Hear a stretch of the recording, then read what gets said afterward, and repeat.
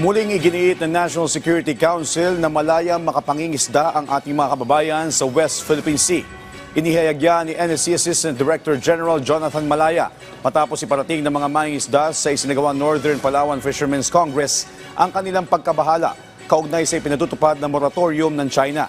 Anya, ipinaliwanag ng National Security Council na walang ibang bansa ang pwede magpatupad ng regulasyon sa loob ng ating teritoryo.